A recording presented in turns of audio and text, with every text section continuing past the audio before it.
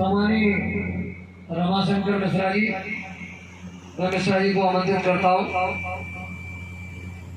वो आए और इनके सम्मान में एक बार पुनः मालिक के नाम का उद्घोष सभी प्रेमी मिलकर करेंगे। बोलो जय गुरुदेव।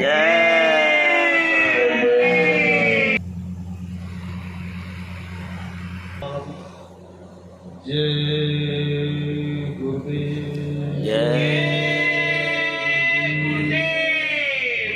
परम आदरणीय कणकण में विराजमान सर्वत्र समाज परम पूज्य गुरुदेव जी महाराज एवं बहुत दूर दराज से आए हुए हमारे सत्संग प्रेमी भाई एवं बहन बंधुओं, आज का ये दिन हमारे लिए और आपके लिए बड़े सौभाग्य का दिन है कि हम आप दो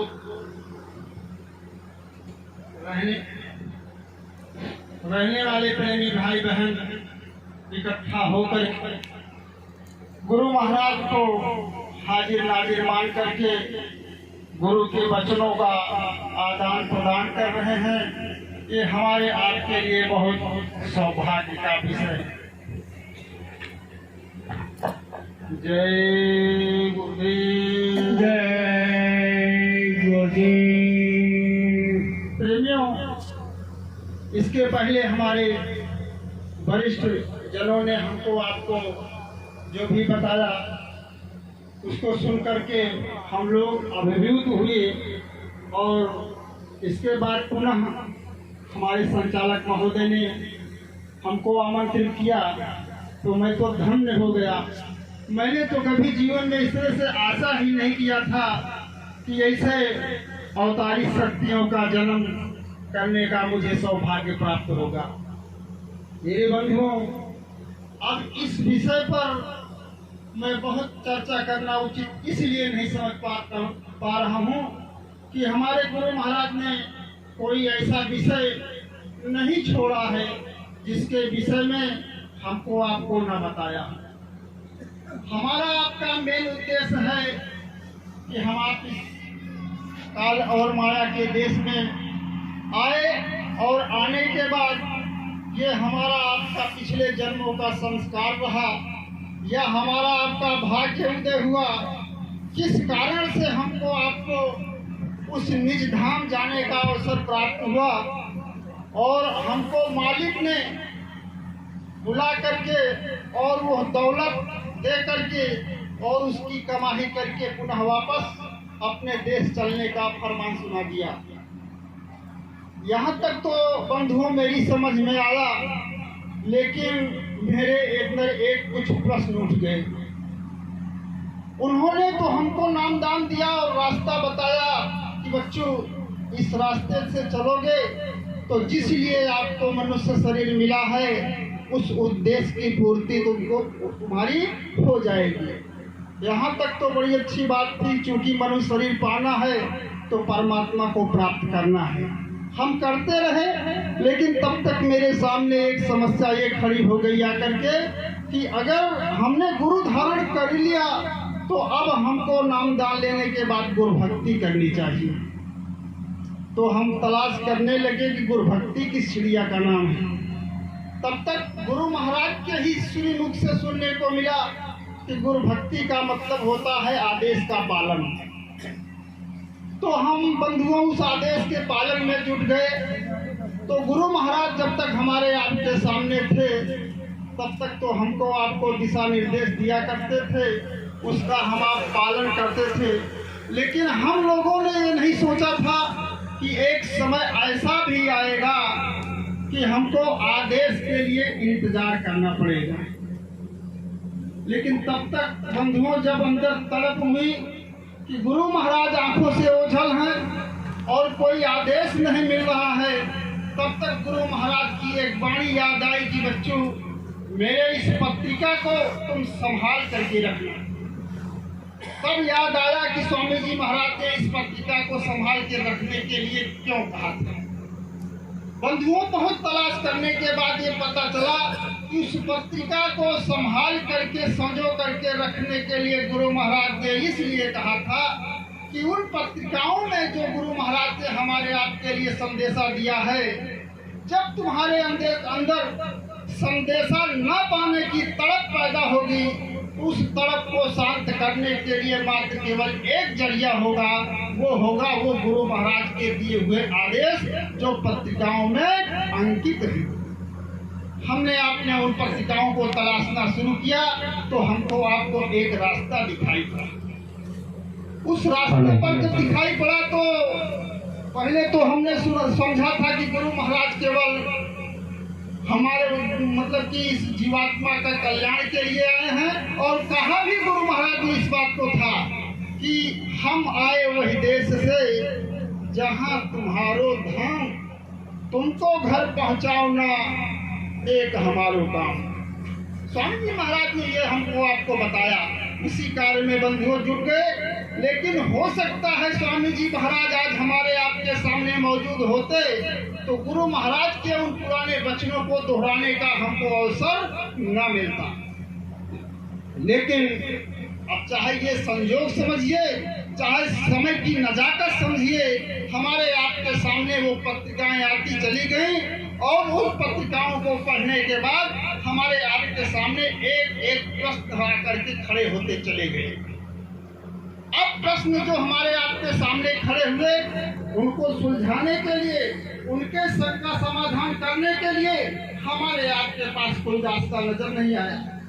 लेकिन हम आपके इस धैर्य को प्रणाम करते हैं कि आप गुरु महाराज सत्संग के दौरान भगवान राम और कृष्ण का भी जिक्र कर दिया करते थे।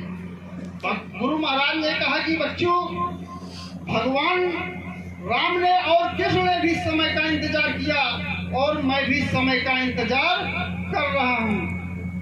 अब फिर एक प्रश्न खड़ा हो जाता था कि आखिर हमसे राम कृष्ण, चूंकि जब राम कृष्ण के आगे की साधना हमारे गुरु महाराज करा रहे हैं तो चाहे राम मतलब कि समय का इंतजार किए हो, चाहे कृष्ण समय का इंतजार किए हो, हमसे क्या मतलब है इंतजार से।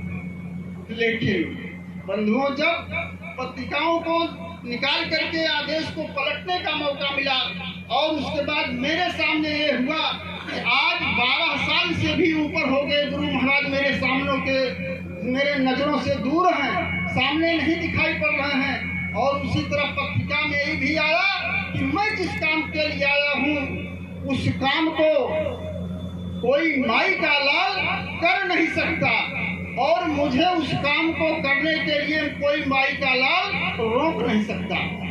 कहा था गुरु महाराज ने कि नहीं कहा था? जरा थोड़ा हाँ हूँ करते रहिए तो हम भी थोड़ा कहा था, ये विश्वास होता रहे कि जो मैं कह रहा हूँ ये सही है। संचालक महोदय से अनुरोध है कि अगर समय सीमा से मैं बाहर हो रहा हूँ इशारा कर देना। मेरे बंधुओं, उस इंतजार में भगवान राम और कृष्ण के इंतजार में आ रहे थे तो उस पूरे अयोध्यावासी को या जो भी भगवान राम के प्रति आस्था रखे थे उनको सबको विश्वास था कि भगवान राम को 14 वर्ष का वनवास दिया गया है। ये सत्य है। अब वो उसी दिन से गिनने लगे कि जिस दिन 14 साल बीत जाएगा भगवान राम अयोध्या लौट आएंगे और दर्शन का लाभ मिलेगा। लेकिन हमारे गुरु महाराज हमारे आपके बीच से जब जाने लगे तो कोई समय सीमा हमारे साहब के सामने नहीं थी और बिना बताए वो अपने मिशन में, अपने कार्य में हमारे आपके आंखों से दूर चले गए और हम आप ताकते रह गए कि हमारे गुरु महाराज कब आएंगे। लेकिन तब तक ये काल माया का देश है मेरे बंधुओं। आप लोग बहुत बड़े ज्ञानी विज्ञानी हो, इसमें अंदर बहुत घुसने की जरूरत नहीं है कि काल हमको आपको इस तरह से, चूंकि हम आप उसके बगिया के फूल हैं, उसकी बगिया ना उजड़ने पावे, इसलिए वो तमाम तरह का प्रयत्न हमको आपको रोकने का वो करता है, इसको आप जानते हैं।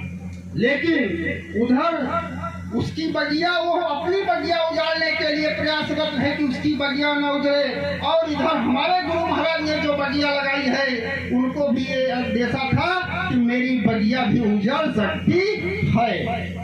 गुरु महाराज को मजबूर होकर के हमें आपसे प्रार्थना किया गुरु महाराज ने कि बच्चों, मेरी बगिया उजाड़ने मत देना। कहा था कि नहीं कहा था? कहा था कि नहीं कहा था? मेरे बंधुओं, गुरु महाराज ने कहा मेरी बगिया उजाड़ने मत देना। बंधुओं, चूंकि अंदेशा था कि मेरे इस खेल में तमाम तरह की शक्तियां आकर के इस मैदान में आकर के खड़ी हो जाएंगी और मेरे उस प्रयास को तहस नहस कर देंगी। बंधुओं, उसमें हुआ क्या कि आज जो स्थिति है, गुरु महाराज तो बताते थे कि मेरे 40 करोड़ शिष्य हैं, इतने हैं उतने हैं, तमाम तरह की बात बताते थे। और आज उस 40 करोड़ में कितने लोग सामने हैं, आपकी आंखों के सामने है, बताने की जरूरत नहीं है। किसी ने कहा कि सदियां गुजर जाती हैं बस्तियां बसाने में, सदियों गुजर जाती हैं बस्तियां बसाने में, लेकिन तुमको तरस नहीं आता है उन बस्तियों को जलाने में। एक बस्ती, एक घर, एक आशियां बसाने के लिए, एक घर बनाने के लिए इंसान को कितनी मेहनत करनी पड़ती है। और तुम ऐसे निकले कि तुमने आकर के एक चिंगारी लगा करके पूरा गांव का गांव जला दिया। लानत है तुम्हारी इस पर। इसी बात को लेकर गुरु महाराज कहा करते थे, एक एक जीव को पकड़ने के लिए गुरु महाराज ने कितनी मेहनत किया था। आप लोगों ने देखा होगा, बीमार रहते थे, काफिला निकलता था, गुरु महाराज चलने फिरने में अस्वस्थ थे, इसके बाद भी गाड़ी में बैठ करके लेट करके किसी तरह से जा करके सत्संग किया करते थे कि चूंकि मेरा एक भी वो जीव छूटने ना पावे। कौन सा जीव? अभी मैंने आपको बताया कि गुरु महाराज ने कहा कि हम आए वही देश से केवल तुमको ले जाने के लिए आए थे। लेकिन दूसरी पत्रिकाओं को जब हम लोगों ने पलटना शुरू किया तो गुरु महाराज ने उसी में कहा कि बच्चों, एक समय में दो कार्य नहीं हो सकता। अब शंका पैदा हो गई कि वो कौन सा कार्य है कि जो अभी कार्य बाकी है। और तब तक आया कि गुरु महाराज ने शुरू में संकल्प लिया था कि कलयुग में कलयुग जाएगा और कलयुग में सतयुग आएगा।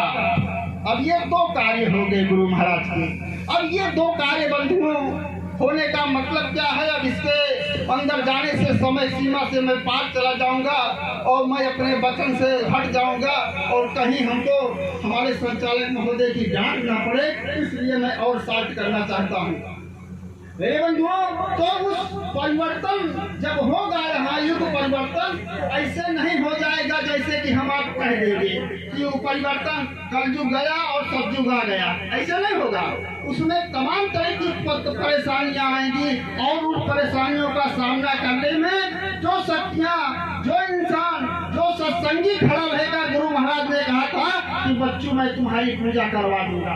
कहा था कि नहीं कहा? तो पूजा इसी तरह से होगी कि गुरु महाराज ने जो राशि इकट्ठा की थी, उन राशियों को हमारे ही गलत कामों से, हमारे ही गलत विचारों से खंड खंड में आज हमारी ये पूरी की पूरी संगत बट गई है। और जहां हम जा करके जिस गांव में गुरु महाराज के वचनों को सुनाते थे, गुरु महाराज के संदेशों को सुनाते थे, मेरे गुरु महाराज ने कहा है ये होगा, मेरे गुरु महाराज ने ये कहा है ये होगा, और आज तुम्हारे गुरु महाराज सब काम छोड़ करके मर गए, चले गए, और तुम क्या हमको संदेशा सुनाने आए हो? क्या जवाब दोगे आप? है कोई जवाब आपके पास? ये काल का देश है, जो आया है मनुष्य शरीर में वो मरेगा, ये सत्य है, यह सत्य है, वो मरेगा। तो ये भी जा सकते हैं, लेकिन हमारे आपके सामने इनके वचनों का ये वचनों की एक प्रतिज्ञा अड़ी हुई है। प्रतिज्ञा हमारे आपके सामने खड़ी है कि जिस काम के लिए मैं आया हूँ उस काम को करके ही जाऊंगा। कहा था कि नहीं कहा था? इन वाणियों को देख करके जिनको अपने गुरु के ऊपर विश्वास है, वाणियों पर विश्वास है, ये वाणियां सटीक हमारे सामने आपके एकदम खड़ी हैं मजबूत स्थिति में कि मेरे गुरु महाराज ने कहा था तो जरूर होगा। होगा कि नहीं होगा मैं क्या जानूं, लेकिन इन्हीं ने कहा था कि बच्चों, इस मंच से जो बातें मैं कहूंगा, एक भी बात इधर उधर होने वाली नहीं है। चाहे सूरज पूरब से पश्चिम उदय हो जाए, आसमान जमीन पर उतर आवे और जमीन आसमान पर चली जाए, लेकिन मेरी एक भी बात झूठी होने वाली नहीं है। इसी पर विश्वास करके हम जनता के बीच में जा करके सुनाते थे कि हमारे गुरु महाराज ने जितनी बातें कही सारी बातें मेरी सत्य होंगी। तो गुरु महाराज रहेंगे तभी तो ये सब काम करेंगे। तो इससे सिद्ध होता है कि हमारे गुरु महाराज हैं और कार्य पूरा करके तभी जाएंगे। लेकिन हमारे आपके ही बीच के गुरु भाइयों ने, मैं किसी को दोषारोपण दोष नहीं लगा रहा हूँ मेरे बंधुओं, जो मैं देख रहा हूँ स्थिति आज अपने संगत की अंदर से अंतरात्मा रो रही है कि हमारे उन गुरु प्रेमियों ने, गुरु भाइयों ने गुरु महाराज के वचनों को झूठा क्यों साबित किया, आपके सामने मौजूद है। आज वही मेरे भाई जो गुरु महाराज के वचनों का एकदम से विश्वास दिलाते थे कि जो उन्होंने कहा वो पत्थर की लीक है, इधर उधर वाले नहीं, वही आज हमारे भाई जा करके वहाँ कहते थे गुरु महाराज की मौत तो बदल गई, अब हमारे जो आए हैं नए गुरु महाराज इनके द्वारा पूरा होगा। मेरे गुरु महाराज की वाणी झूठी हुई कि नहीं हुई? गोस्वामी ने रामचरितमानस में लिखा है, बताया है क्या कि गुरु के वचन प्रतीत न जेहि, सपने हूँ सुगम न सुख सिद्धि तेहि। सिद्धि का मतलब होता है कि जिस काम के लिए आपको नामदान दिया गया है आपका वो काम भी पूरा नहीं होगा, कोई सिद्धि आपको नहीं मिलेगी। और आप गुरु महाराज के जो वचनों को खंडन करते हुए घूम रहे हो, आप गुरुभक्त होने के काबिल हो।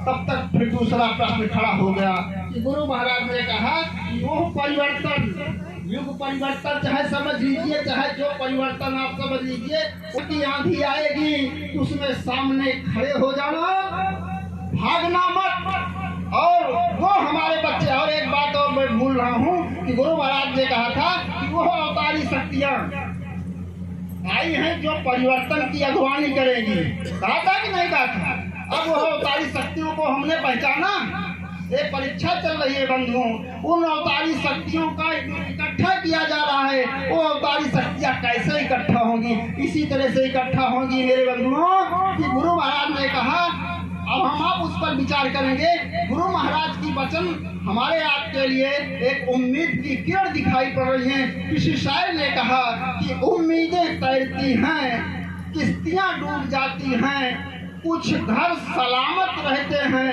आंधियां जब भी आती हैं, बचा ले जो हर तूफान से, उसी को विश्वास कहते हैं। बड़ा मजबूत है ये धागा जिसे विश्वास कहते हैं। मेरे बंधु, हमको आपको गुरु महाराज के वचनों पर विश्वास है, इसलिए हम आज भी अडिग होकर के खड़े हुए हैं। और इसलिए अब हमारे आपके परीक्षा देने का समय आ गया है। परीक्षा कैसे होगी? विषय बहुत लंबा होता जा रहा है।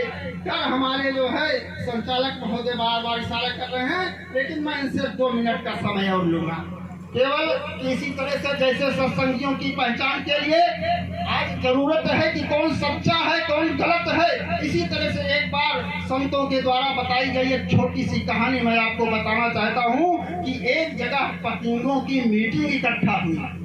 पतिंगा जानते हैं आप ना? पतिंगा उसको कहते हैं जो हमारे आपके देहातों में जब दीपक जलाया जाता है उसके चारों तरफ मड़वाते हैं। पतिंगों की एक खास पहचान होती है मेरे बंधुओं कि जो ओरिजिनल पतिंगा होता है वो रोशनी का आशिक होता है। जलना कबूल करेगा वो, लेकिन रोशनी से दूर नहीं जाएगा। ठीक इसी तरह से जब पतिंगों की मीटिंग हुई तो उस मीटिंग में एरिया के पतिंगे इकट्ठे हुए कि चलिए कोई गोष्ठी हो आज की तरह।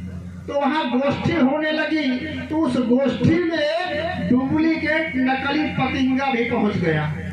जब वो पतिंगा पहुँच गया तो पतिंगों ने सोचा कि अब इसमें असली की पहचान कैसे हो, कौन असली है कौन नकली है। तब तक उसमें हमारे संचालक और हमारे भाई साहब की तरह बुद्धिजीवी भी बैठे थे पतिंगे। तो उन्होंने कहा देखिए मेरे पास एक योजना है, वो योजना ये है कि जिसके ऊपर शंका है उसकी परीक्षा ले ली जाए। तो कहा ये तो अच्छी बात है।